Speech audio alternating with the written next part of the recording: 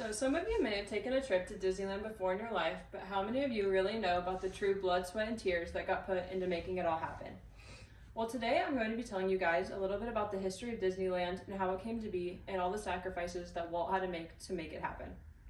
Disneyland is a place that I hold very special to my heart as I have grown up taking trips to both Disneyland and Disney World and have got to see the parks and the brand expand over time. My family is what some may call Disney fanatics. We often watch videos together about the history of it, we read a lot of books about it, and we just spend a lot of time talking about it. So the story of Disneyland's opening and creation is important because it shows how something great can come from something so little. It is a story of hard work and commitment, and Disney is now one of the most influential companies in the world. Today I will specifically be talking about how the idea to start Disneyland originally came to be, the famous characters and park themes that were created, and the grand opening of Disney World. So, on a sunny day in Los Angeles, California, Walt Disney decided to take his daughters to enjoy a carousel ride at Griffith Park. Griffith Park is actually shown on the left, that's where he took his kids, and this is just a picture of Walt and his family. So it was on this very special day that Disney decided that he wanted to start an amusement park.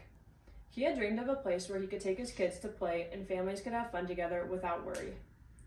At this time, Walt Disney Studios was already known for Mickey Mouse, and there were a lot of fans that wanted to come and see the studio where it was created. So Walt Disney thought it would be a great idea to create an amusement park where the characters and the movies from his films could come to life, and it also would be an interactive experience. So it is very fair to say that Walt Disney was very successful at this. So all this being said, Disneyland would not be what it is today without the creation of these famous characters, concept, and the theme. When Walt Disney decided to start building Disneyland, the characters Mickey Mouse was already very popular and had already been featured in the famous black and white film Steamboat Willie. Other famous characters had also already been created, such as Snow White, Dumbo, and the movie Fantasia was also released, and those are all pictured on the left side over there. And this kind of created the idea of the Fab Five, which Disney created. So this is Mickey Mouse, Minnie Mouse, Pluto, Goofy, and Donald Duck, and those are the Fab Five. So Walt was set on this park being a clean and safe space for kids, and he had visited a lot of amusement parks with his kids, and they were all very dirty and just not sanitary. So all of these ideas that he had eventually came together, and this is what created Disneyland, and many people call this the happiest place on earth. So the actual grand opening of Disneyland was a time to put all of Walt's hard work to the real test. July 17th, 1955 is the historical date where Disney was officially opened. And on the left side, you can see this is Walt cutting the ribbon on opening day.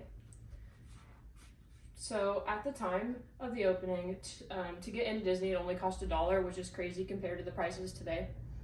But he was never in it for the money. He really just wanted everyone to be able to come in and have a good time.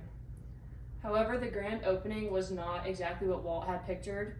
They had plumbing issues, a gas leak, and exceeded park capacity because people were trying to climb in. They climbed the fences to get in.